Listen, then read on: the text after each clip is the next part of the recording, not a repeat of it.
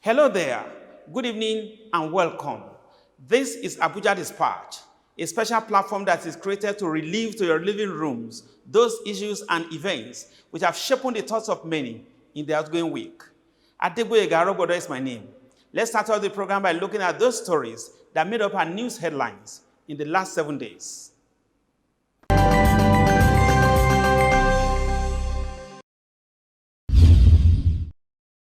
The Federal Executive Council has approved the new public service rules towards governing the actions of public servants at work. Briefing State House correspondents after the weekly Federal Executive meeting, the head of service, Mrs. Folashade Eson, said these rules ideally are supposed to be revised every 5 years, but it was last revised in 2008. The chapter on annual performance evaluation review and promotions have been replaced by a new chapter on the new performance management system that has been introduced into the public service. Meanwhile, the Council has also approved the inclusion of paternity leave into the new public service rules. This will ensure that the leave is now calculated based on working days, not on calendar days.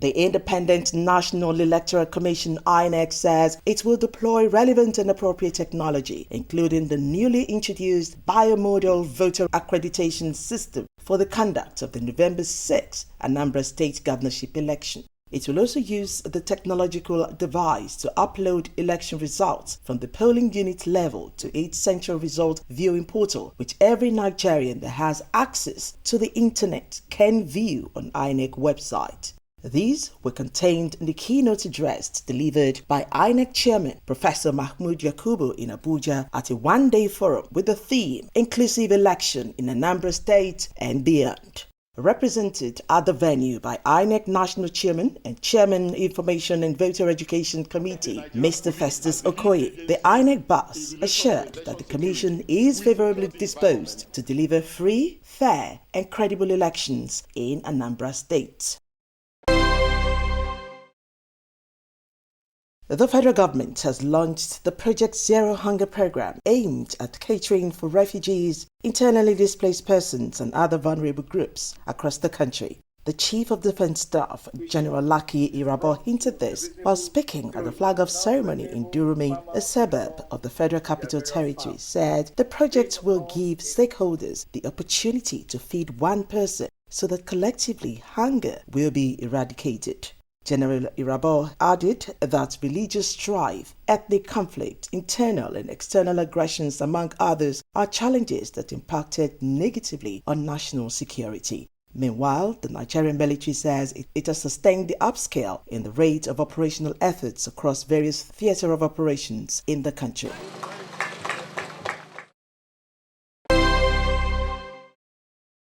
The Nigerian media must take up the responsibility of setting the agenda of governance from politicians for the best candidates to emerge across party lines towards 2023 elections. Kogi State Governor Alhaji Yahaya Bello gave this charge while interacting with the executives of the Nigerian Guild of Editors in Abuja. Governor Bello said the time is now for media practitioners to do a thorough understudy of all emerging players of the nation's political space so as to dictate the pattern the 2023 elections should go. He appealed to the sensibilities of media practitioners not to remain reactive, rather to be proactive at this time of the nation's political history as the society expects more from the media sector.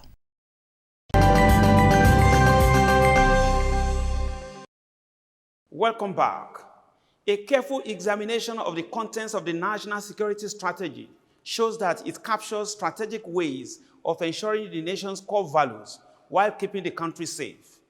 Many are now calling for the full effect of the documents more than ever before, particularly in the face of the current security challenges and secession agitations across the country.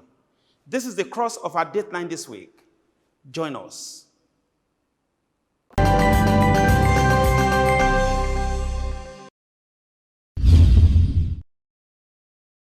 Security is the cornerstone of development and progress in a free society, and it guarantees the well-being of citizens and stability of the state. The Nigerian National Security Strategy (NNSS) document adequately provides basis for protecting, preserving, and promoting the core national values and interests in the face of internal and external threats. A close watch at how often the different groups in the regions of the country are promoting hatred, instilling fears, and casting doubts on national unity underscores the need for strict implementation of the content of the NSS document. No sovereign nation will allow a group of non-state actors to bring it down to its knees and render the state in a state of panic, apprehension, mistrust, disorder. And I'm sending a warning to anybody who is hiding beneath a veneer of some status, whether official in terms of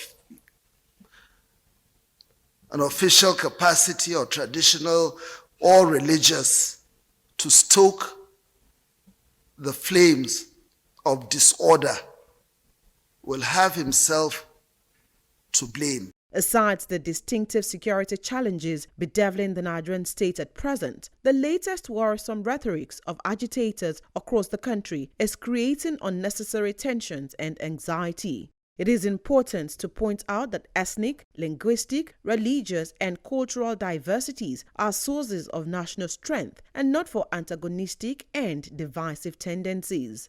Harnessing the strength and reinforcing social cohesion is one of the cardinal requirements of national security and remains a priority for the nation.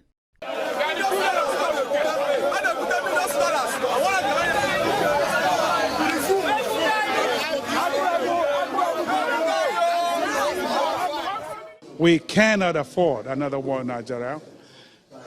We need to be tolerant. We need to believe in each other. We need to listen. If any group begins to complain about being unhappy, it is the responsibility of leadership and us all, as members of the same society, to listen to them, to find out why they're complaining. No child complains if everything is okay with him or with her. So Nigerians must learn to accommodate, listen, and solve problems and build a country in which we're all united. The agitation for secession is almost in every family. So these regions are just the ones echoing it. People are feeling left behind. The wealth of this nation is assumed that the wealth is circulating amongst a few. So people are now believing that, okay, when we break down into different smaller nations, I will be closer to the source of money, to the source of wealth, or to the source of well-being. The traditional, religious, and political leaders have tremendous roles to play now towards containing the excesses and combatant postures of the youths clamoring for secession. Building this nation together is the only viable way to go.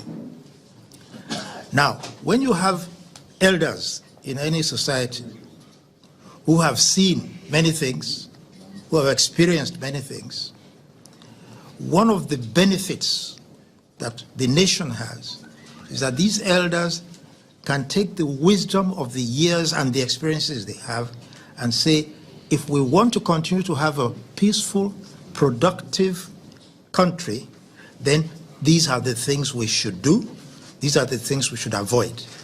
So we have to be thinking about these things, and as we think about these things, help other people to think along. Guided by the values of inclusion, tolerance, and respect for universal human rights, the government must also fortify unifying institutions such as the Federal Character Commission and the National Youth Service Corps. The NYSC as a way of enhancing potentials by promoting the quality of every citizen and combating discrimination and prejudice in all forms. Where there's injustice and people are saying, look, they want fiscal federalism, they want, federalism to be practiced in reality, I think these are issues that the country needs to listen to. We need to sit down. Why don't we sit down as a people? Why don't we agree on certain basic things? The issue, I do not think that it's a matter of just issue of saying we want to go our own way. The message of unity, which every one of us is preaching because we are better together, is that let us solve this fundamental problem, these insecurities that people have in their individual capacity that makes them to feel that, okay, if we break out, it will be better for us. Let the government at the center right now address these challenges. The time is right to nip in the bud all ethnic and sectional sentiment and invest collective energy towards the achievement of a common national goal, peace and security. As the nation marks its 61 years of nationhood, the National Security Advisor, the nation's security apparatus, should not only ensure that the security strategy document is widely circulated to stakeholders, but should also see to the implementation of the strategies, which can go a long way in addressing most of the challenges the nation is currently facing. Despite the current security and economic challenges confronting Nigeria, the collective vision of a united, peaceful, and prosperous Nigeria abounds.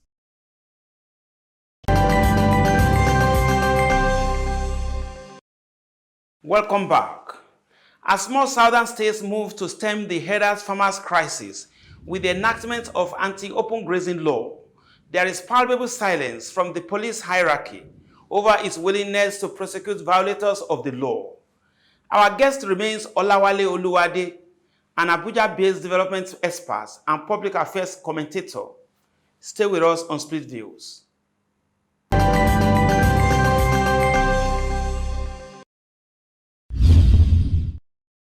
On the issue of the open grazing law, now the 17 southern governors rose from their meeting in July in Lagos that by September 1, there should be legislation by all the southern states on open grazing.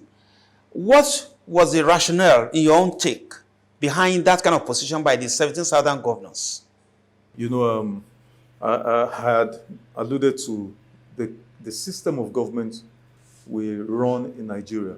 Constitutionally, we are we run a federal system of government, meaning we have 3 tiers of government: the federal, the state, and the local government tiers of government. So, and each of these 3 tiers have legislative rights, you know, capacities to make laws for the welfare and security of their people. The Constitution guarantees, you know, states expressly that the duty, the responsibility of government is the welfare and security of their people. The welfare and security of their people. So the legislative functions of each tier of government is to ensure the welfare and the security of the people within the confines of their either states or local governments or the federal government. Current realities have proven beyond any reasonable doubt that this federal system of policing that we currently practice is not only antiquated, is not only obsolete, it is injurious to the health, to the peace, and to the stability of Nigeria. I mean, the nation is groaning under the weight of insecurity. Now, there are many reasons, I mean, that can be attributed to this insecurity. Of course, like I said, I'm a development, expert. So I understand when you fail to train your youth, give them adequate education or vocational skills, and even if you do that and you fail, like we have failed abysmally to provide them, meaningful source of livelihoods, you're going to have mass insecurity. Because, I mean, the popular aphorism says, an idle hand is the devil's workshop. So Nigeria has failed to educate its youth, to give them skills, marketable or commercially viable skills, but not just that, to even give them, sustainable source of livelihoods. And so the youths have taken to crimes. So, I mean, when I was growing up, I'm sure the same for you, Boyga, you could swear with your life that terrorism would never happen in Nigeria.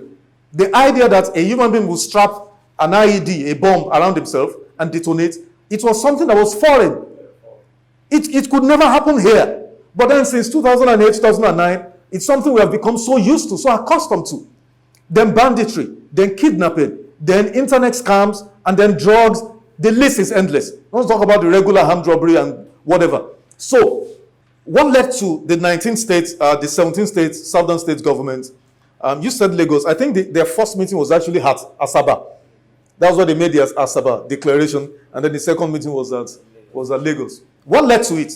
Of course, we all live in this country, Boyga. We cannot deceive ourselves. We cannot bury our heads in the sand like ostriches, like some would want us to do. We refuse to do that. I mean, Nigeria is badly governed. There is no security in Nigeria. And I told you, the role of government, the primary responsibility of any responsible government, according to law, according to the ground norm, the constitution, is the welfare and security of its people. So if you have headsmen, forget about whether the headsmen are Nigerian, Fulanis, or whatever, whether they are from the Tuareg or from Mali or from Senegal or from wherever. The point is you have headsmen in this 21st century moving cattle all the way from wherever they are moving them from, and you are encroaching on people's farmlands, destroying their crops. Not only that, that would have been bad enough to destroy their source of earnings or livelihoods. You kill them, you maim them. We're not talking about in their tens now. We're talking about in their thousands in Benue State, in Plateau State, in all over Nigeria, all over southern Nigeria, Ondo State, Ekiti State, Oyo State, name it, all over the east, all over the south. So you expect that governors who are chief security officers, and that's how they are termed, should just fold their arms, right? Fold their arms and do nothing. So whenever terrorists or kidnappers or bandits or headsmen move into their states, kill their people, destroy their crops, don't forget, agriculture is one of the major contributors to GDP, not just of Nigeria, but each of the states in Nigeria. Most of the states in Nigeria depend solely on agricultural produce for economic activity. Now, because how many people can a state government or local government employ? Most of the people, in fact, at the local government are they are farmers. Now, if the source of their livelihood is destroyed and the states can't meet their basic obligations of the people, so you expect them, like I said, to fold their arms and do nothing. The decision of the 17 southern governors seems to be laudable, but you find a situation where their counterparts from the north are against this legislation that they are, that they are bringing up from the south, and they are saying that such legislations are not implementable. What's your take on this?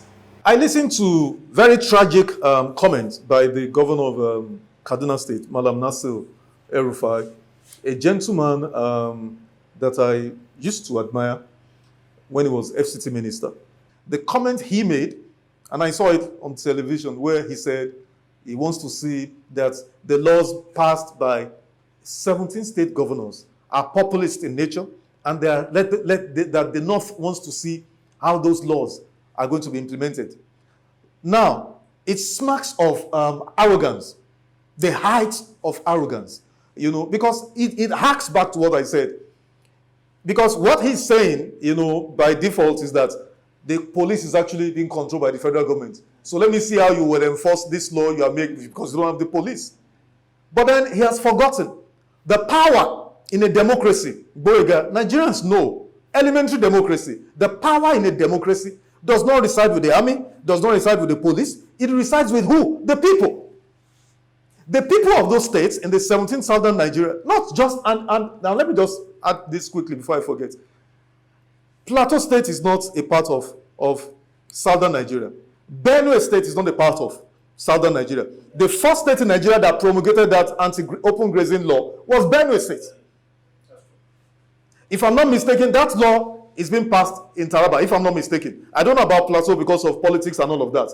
And I know even the governor of Katsina, even the governor of Kano State, with my disagreement with him on other issues, openly said, you cannot be practicing open grazing in this 21st century. It's simply not going to work. It's the recipe for disaster. So my short response to Malam Nasir's very unfortunate comment is that, it is a sad reminder that when the moment calls for leaders who would put the interest of the country above sectional, tribal, primordial interest, we all seem to find a way to always go back to our default mode, which is to play ethnicity, or politics, party politics, And it's very sad because Malam Nasuri is so intelligent, he knows. Of course, he said also in that clip that I watched that the North is responding to this issue. They are passing laws, and the CBN is promising to give them money. In fact, Kaduna State precisely, they're setting up 10 billion. They're using 10 billion for ranching purposes.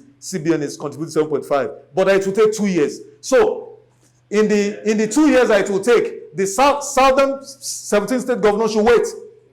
They should be waiting. For whatever reason, if it's extended before then, they should still be waiting for you to finish what you are doing. No, that can happen. You know, that can happen. I am fully in support of what the 17 southern states are doing. I think it's a response that was long overdue. Some voices are saying that, I mean, the entire development is political. They are putting political coloration to the anti-open grazing law.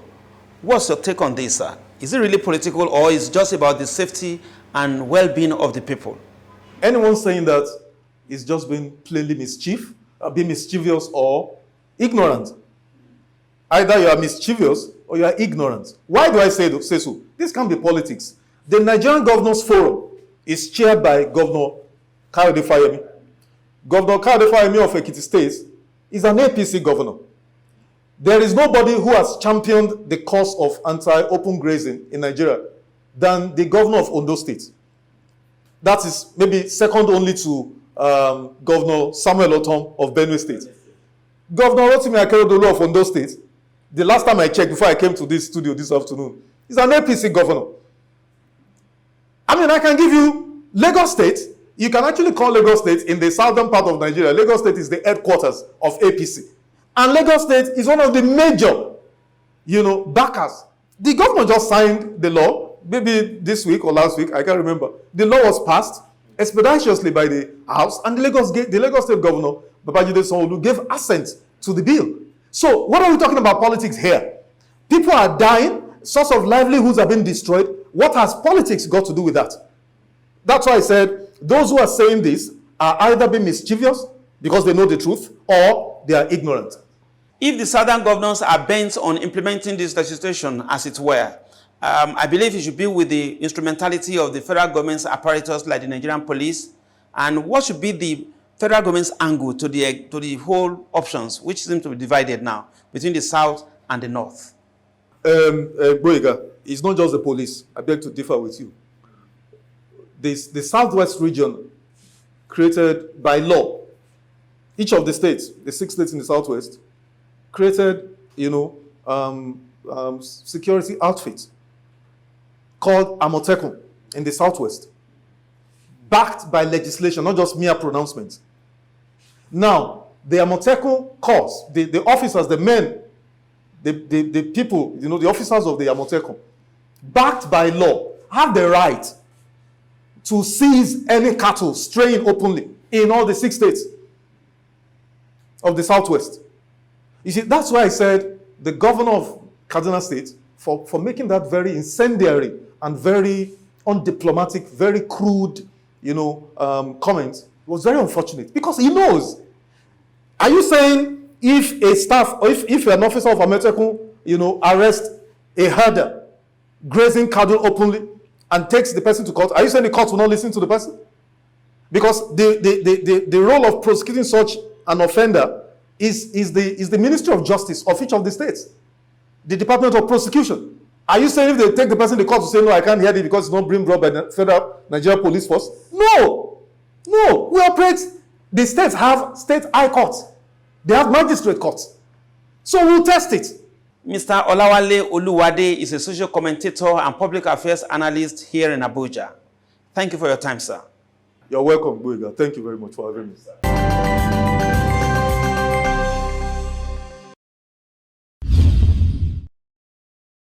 One of the greatest monsters we are confronted with today is issue of ethnicity in this country. How can we be saying ethnicity is one of our bane of development, and then we are championing it at a larger cost?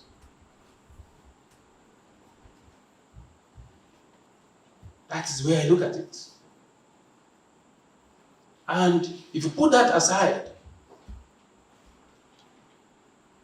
you want president to come to area, and most of these areas that are agitating for it have been president at one time or the other. And the question is, how did the presidency in your area benefit you and eradicate either insecurity, poverty, and what have you? Poverty does not know tribe. Insecurity does not know the region or the session. Underdevelopment does not know the region or the session. Put that aside. At all times, we always refer to world best practices. We will say that when it suits us. But we want to pursue some narrow and very myopic, selfish interests. We will drop world best practice or practices and begin to talk of ethnic sentiment. In fact, we jettison constitutionality, that is the ground norm of this country, and we begin to champion ethnicity.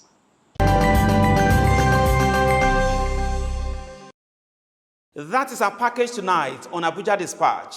For further information, comments, and suggestions, you can reach us out on any of our various social media platforms.